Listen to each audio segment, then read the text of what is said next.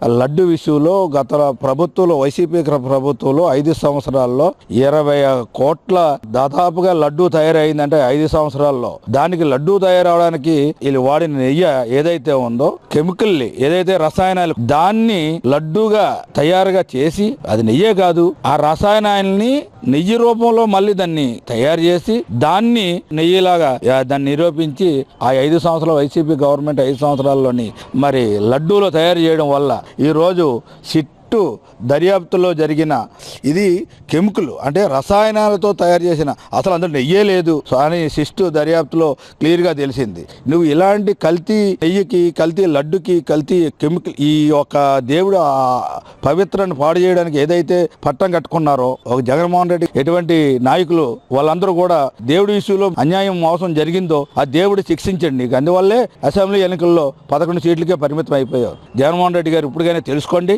మనకి ఫైనల్ గా దీని మీద మనకి మొత్తం ఆధారాలతో సహా ఎటువంటి కెమికల్స్ ఎటువంటి రసాయనాలు ఇందులోనే యాడ్ చేశారు, పామ్ ఆయిల్ యూజ్ చేసుకుని ఎసిడిక్ యాసిడ్ అని రకరకాల యాసిడ్లన్నీ మిక్స్ చేసి అంటే ఎంతో పవిత్రంగా హిందువులందరూ ఆరాధ్య దైవం శ్రీ వెంకటేశ్వర స్వామి తిరుపతిని ఒక ఆరాధ్యంగా తీసుకుని మొత్తం ప్రపంచం మొత్తం మనకి హిందుత్వానికి మెయిన్ పాయింట్ గా ఉండే విధంగా ఉన్న దానికి అపవిత్రం చేశారంటే వీళ్ళకి ఎంత ధైర్యం చూడండి. 2024 వరకు కూడా ఇది జరిగిందని క్లియర్ గా సిట్ ఏమో ప్రూవ్ చేసిన దాంట్లో క్లియర్ గా ఏదైతే రసాయనాలు కలిసాయో ఏంటేంటి రసాయనాలు ఉన్నాయో కూడా ఉంది. అంటే అలాంటి రసాయనాలు దాదాపు 250 కోట్ల ధనం దీని ఓన్లీ నెయ్యికే వాడారండి. దాదాపు 20 కోట్ల ఎన్నో లడ్డూలు తయారు చేశారు. 20 కోట్ల లడ్డూలు ఎంత మంది తిన్నారు?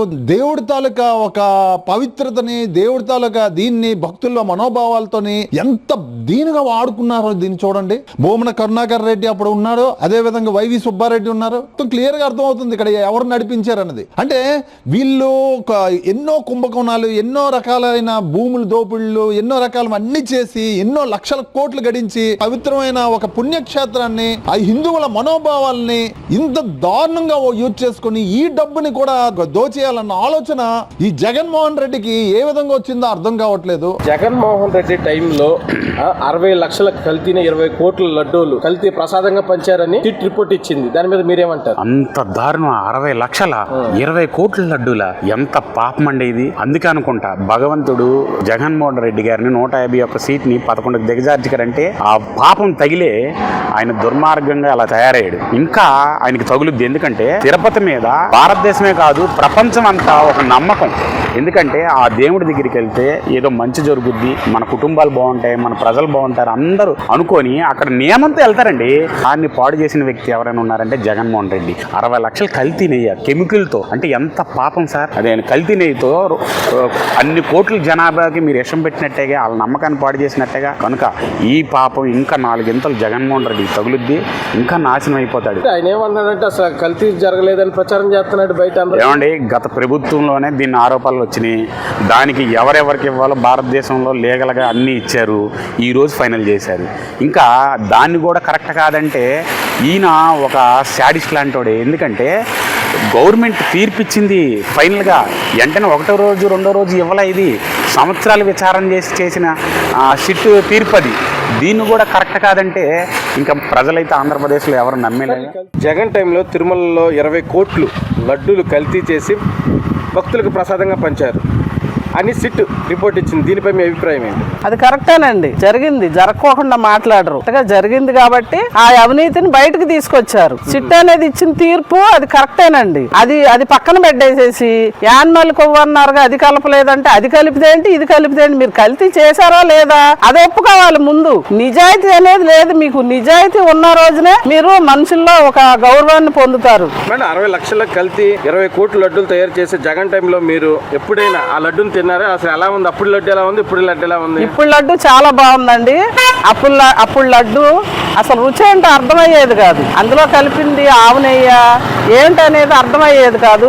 ఇప్పుడు లడ్డు మాత్రం స్వచ్ఛమైంది, బాగుందండి చక్కగా. ఇప్పుడు అంటే వాళ్ళు ఎందుకని వైసీపీ వాళ్ళు అంత కల్తీ జరగలేదని వాళ్ళు ప్రచారం చేసుకుంటున్నారు దాని మీద? ఏదో మరి ఎందుకు ఏడుతున్నారు అంటే ఎగేస్తాక అన్నట్టు వాళ్ళ తప్పును కప్పిపుచ్చుకోవాలంటే 4-5 కోవట్లు వాళ్ళతో వీడియోలు చేపిస్తే 4-5 వీళ్ళు మంచి వాళ్ళని కొందరైనా అనుకుంటారని వాళ్ళ ఒక అభిప్రాయం తప్పితే జరిగిన మాట వాస్తవం. అది ఎందుకు ఒప్పుకోరు? అది ఒప్పుకోవాలి కదా. కలియుగ దైవం వెంకటేశ్వర స్వామి మా మనోభావాలన్నీ దెబ్బతీసేటట్టు మీరు పరిపాలన చేస్తే మిమ్మల్ని రెండోసారి మేము ఎలా నమ్ముతాం? జగన్ టైంలో తిరుమలలో 20 కోట్ల లడ్డు కల్తీ చేసి భక్తులకు ప్రసాదం పంచారని సిట్ రిపోర్ట్ ఇచ్చింది. దీనిపై మీ అభిప్రాయం ఏంటి? జగన్మోహన్ రెడ్డి గారు తిరుపతిలో లడ్డు కల్తీలో అది 100% జరిగింది. వాళ్ళు మీడియాలో వచ్చి మాదేం తప్పలేదు రామరామ అన్నారు.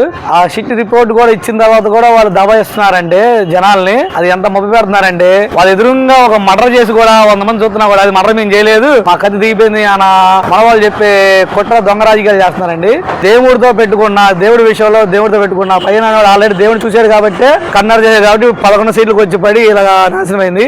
దేవుడి జోలికి వచ్చినా దేవుడితో పెట్టుకున్న కల్తీనే పెట్టుకుని ఇంకా నాశనం అయిపోతారని చెప్పి మేము అనుకుంటాం. 60 లక్షల కల్తీని అయితే 20 కోట్ల లడ్లు తయారు చేశారు జగన్ టైంలో. మీరు తిరుమలకి వెళ్ళారా? వెళ్తే అప్పుడు లడ్డు ఎలా ఉంది? ఇప్పుడు మేము ఆల్రెడీ 2020లో 21 మధ్యలో తిరుపతి వెళ్ళామండి. వెళ్ళినప్పుడు లడ్డు దేవుడి ప్రసాదం కూడా తింటే అదొక రకంగా ఉండేది. అయినా కానీ మనం దేవుడి భక్తులు అనకూడదు అని చెప్పాము. మొన్న డిసెంబర్ లో కూడా మేము వెళ్ళామండి తిరుపతికి. వెళ్ళినప్పుడు దీనికి చాలా తేడా ఉంది. అంటే దేవుడి మీద భక్తితో పరిపాలించే నాయకుడు సరైనడైతే ఆ తిరుపతి లడ్డు గాని ఆ ప్రసాదాలు గాని ఆ పద్ధతి చాలా బాగుందండి. పోయినసారి మేము 20లో 19 వెళ్ళినప్పుడు అయితే ఆ లడ్డు తింటే అదొక రకంగా ఉండి అక్కడే మందు బాటిల్ వాటర్ ప్యాకెట్లు ఆ బడ్డీ గుడ్లో కొంచెం దూరంలో మందు అమ్మడాలు అసలు దేవుడి గుడి దగ్గర కూడా చాలా అపచారం చేసేవాళ్ళు. సిట్ రిపోర్ట్ ఏదైతే ఇచ్చిందో దాని రిపోర్ట్ ని వక్రీకరించి వైసీపీ ఏదైతే తన గేమ్ లో భాగంగా ఆఖరికి తిరుపతి దేవస్థానాన్ని కూడా తీసుకొచ్చి గేమ్ ఆడుతుంది అంటే ఆల్రెడీ వెంకన్న స్వామితో పెట్టుకుంటే ఏమని జరుగుద్దో తెలుసు. 11కు పడిపోయారు, అయినా చూస్తానే ఉన్నారు. అయినప్పటికీ కూడా ఇంకా నాశనం అయిపోవాలని చెప్పని వాళ్ళు చేసే ప్రక్రియ ఏదైతే ఉందో అది పూర్తిగా ఖండిస్తా ఉన్నాం. సిట్ లో ఇచ్చింది ఏంటి అంటే మిల్క్ బేస్డ్ ఫ్యాట్ అయితే దీంట్లో లేదు, పామోలిన్ అలానే సింథటిక్ ఫ్యాట్ అని చెప్పని ప్లస్ ఈస్టర్స్ అని చాలా క్లియర్ గా చెప్పింది. ఈస్టర్స్ అంటే ఏంటి, సింథటిక్ ఫ్యాట్ అంటే ఏంటి, దాని వివరణ ఏంటి అనేది మనకి NDDA రిపోర్ట్ లో చాలా క్లియర్ గా ఇచ్చారు. అంటే చేప ఆయిల్, చేప నూనె అలానే పంది కొవ్వు వీటిని సింథటిక్ దీంట్లో గీలో గానీ లేదంటే ఈస్టర్స్ లో కూడా వాడతారు అని చెప్పని NDDA రిపోర్ట్ లో చాలా క్లియర్ గా ఉన్నప్పుడు ఆ రిపోర్ట్ ని పక్కన పెట్టి మాకేదో క్లీన్ షీట్ ఇచ్చేసింది మీరు అందరు క్షమాపణలు చెప్పాలి. అసలు పిచ్చి వాడుతున్నారు. ఒక్కడికన్నా బుర్ర ఉందా, చదువుకున్నారా? రిపోర్ట్ చదివితే చూస్తే కాదు, చదివి ఎవరో ఏదో చెప్తే ఆ బయటను తీసుకొని మీద వాళ్ళు మాట్లాడడం కాదు. ఒకసారి సిట్ ఏదైతే క్లియరెన్స్ ఇచ్చిందా లేకపోతే దీని మీద విచారణ జరిపించాలని చెప్పని ఫర్దర్ గా దీని మీద వెళ్ళాలని చెప్పని ఇచ్చిందా అని చెప్పని తెలుసుకోవాలని చెప్పని మనం ఒకసారి 2019 నుంచి 2024 వరకు జగన్మోహన్ రెడ్డి గారు ముఖ్యమంత్రి. అప్పటి నుంచి దాదాపుగా 68 లక్షల లీటర్ల నెయ్యి లాంటి దాన్ని మనకి వీళ్ళు నెయ్యిని చేసి వాడారు.